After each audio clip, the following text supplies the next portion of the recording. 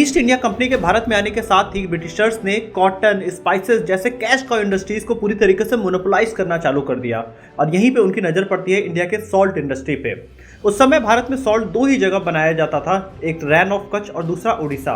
Britishers ने इसमें एक बड़ी अपॉर्चुनिटी और बहुत सारा पैसा देखा। उन्होंने सबसे पहले सॉल्ट पे टैक्सेस लगाना चालू किया। जहां 40 किलो सॉल्ट भारत में करीब 2 रुपए का आता था, उस पर 1.5 रुपए टैक्स बढ़ा दिया गया। मतलब उनको 75% टैक्सेस एक्स्ट्रा इंडियन से चाहिए था।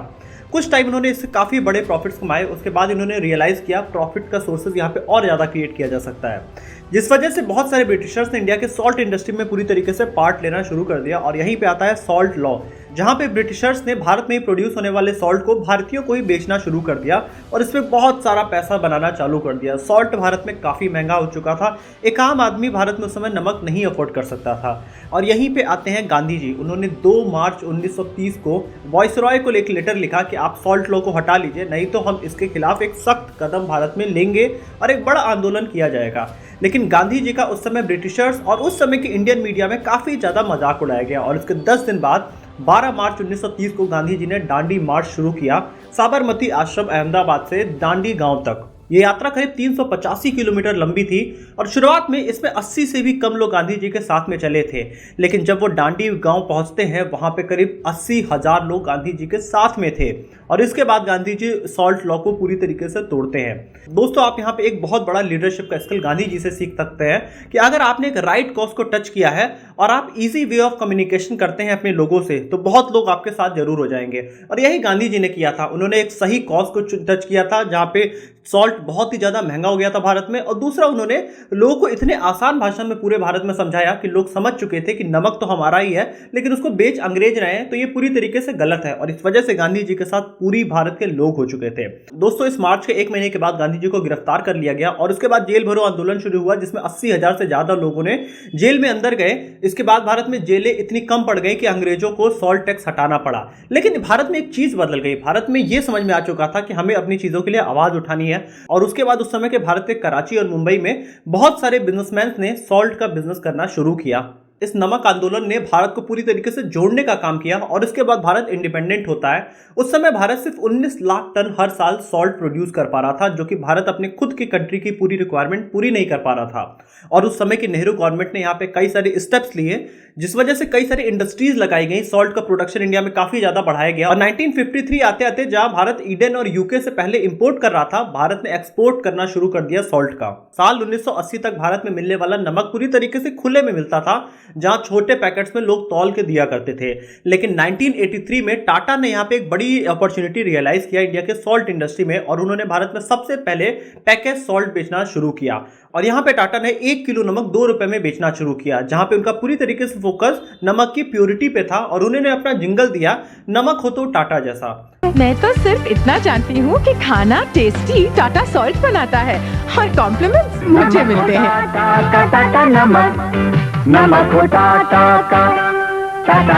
टाटा नमक बहुत ही जल्दी इंडिया में पॉपुलर हो गया और उस समय मिलने वाले भारत के फॉरेन ब्रांड्स के नमक थे, उनको पीछे करते हुए टाटा नमक भारत का मार्केट लीडर बन गया। इसके 5 साल बाद 1987 में डीएस ग्रुप ने अपना कैश सॉल्ट लॉन्च किया। ये एक अलग ऑडियंस के लिए था। ये एक नीश ऑडियंस को टच करना चाहते थे कि जो भी डाइनिंग टेबल पे बैठ के खाना खाया करते हैं, इंडिया की जो प्रीमियम ऑडियंस है वो कैश नमक खरीदे। और यहाँ पे इसके प्राइसिंग भी इन्होंने काफी प्रीमियम रखी। इन्होंने 200 ग्राम सॉल्ट 6 रुपए में बेचना शुरू किया। लेकिन उस समय तक भी टाटा का मार्केट शेयर करीब 80% था भारत में। और इसके बाद 1991 में इंडिया की केमिकल कंपनी डीसीडब्ल्यू ने कैप्टन कुक नाम का नमक लॉन्च किया। उनका पूरी तरीके से फोकस था कि हमारा जो नमक है वो बहुत ही इजी फ्लो हुआ करता है और उन्होंने एक बड़ा एडवर्टीजमेंट लॉन्च किया। उस समय भारत में एक बड़ा टीवी शो आया करता था करमचंद नाम का, जिसमें करमचंद डिटेक्टिव था और किटी नाम की उसकी असिस्टेंट थी। अब यहाँ पे कैप्टन कुक ने किटी के साथ एक एडवर्टीजमेंट लॉन्च किया। उसमें 2 नमक दिखाए गए, एक नमक टाटा जैसा दिख रहा था और एक इनका खुद का नमक था, जिसमें दिखाया गया कि हमारा नमक बिल्कुल फ्री फ्लो हुआ करता है, लेकिन टाटा नमक बिल्कुल फ्री फ्लो नहीं होता है। और ये एड कैंपेन भारत में बहुत जल्दी हिट हुआ। इनका मार्केट शेयर 300% तक बढ़ गया और ये बहुत ही जल्दी करीब 100 करोड़ की कंपनी बन गई।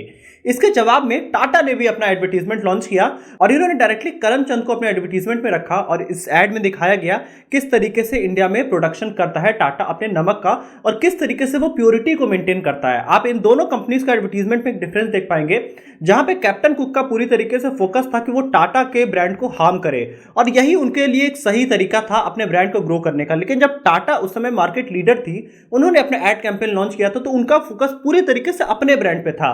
अगर यहां पे टाटा अपने एडवर्टीजमेंट में कैप्टन कुक को टारगेट करने की कोशिश करती तो कैप्टन कुक का मार्केट शेयर बढ़ता, लेकिन टाटा ने खुद पे ही फोकस किया। तो हमेशा एक बड़ा ब्रांड अपनी ही बातें किया करता है। वो अपनी प्योरिटी पे फोकस कर रहे थे, वो यही बातें कर रहे थे कि नमक हो तो टाटा जैसा। कैप्टन कुक जहां टाटा को डायरेक्टली टारगेट करके बोल रही थी कि एक स्टिकी सॉल्ट है, वहीं टाटा ग्रुप अपने आप को सॉल्टीएस्ट और प्योरेस्ट सॉल्ट की तरह पोजीशन कर रहा था मार्केट में। और इसके बाद 1995 में एफएमसीजी जायंट यूनिलीवर ने अपना एक नया नमक लॉन्च किया, अन्नपूर्णा नमक। इसमें इन्होंने आयोडीन के फायदे पर ज्यादा फोकस किया। उन्होंने फोकस किया कि जब बच्चे छोटी उम्र के होते हैं तो उनको आयोडीन नमक नहीं खिलाया गया तो बच्चे बड़ी उम्र में आते आते आयोडीन की कमी से कई सारी बीमारियों के शिकार हो जाया करते हैं। और इस ब्रांड ने भी अपने आप को काफी जल्दी मार्केट में फिट बैठाया। अब यहाँ पे दो बड़े जायंट थे, एक यूनिलीवर और दूसरी तरफ से टाटा। इस बीच में कैप्टन कुक पूरी तरीके से मार्केट में फंस गया और एंड में उनको हिंदुस्तान यूनिलीवर को अपना पूरा ब्रांड बेचना पड़ा। दोस्तों, साल 2000 के बाद इंडिया में कई सारे नमक के ब्रांड्स आए, जहां पे सफोला सॉल्ट, निरमा शुद्ध, आशीर्वाद और पतंजलि का भी सॉल्ट आया। पतंजलि ने मार्केट में कुछ नया करने की भी कोशिश किया, उन्होंने और ज्यादा आयुर्वेदा पे फोकस किया। लेकिन आज भी अगर आप देखेंगे तो इंडिया में 25% से ज्यादा मार्केट शेयर टाटा नमक का है और इन्होंने पूरी तरीके से हमेशा अपने आप को प्योरिटी, सॉल्टीएस्ट सॉल्ट पे ही फोकस रखा। तो दोस्तों, यही था आज का वीडियो। आप बताइए कि आप कौन से कंपनी का नमक खाया करते हैं और आपको इंडिया की ये सॉल्ट वॉर कैसी लगी। कमेंट ऑप्शन में जरूर बताइएगा। वीडियो अच्छी लगी है तो वीडियो को लाइक करिएगा।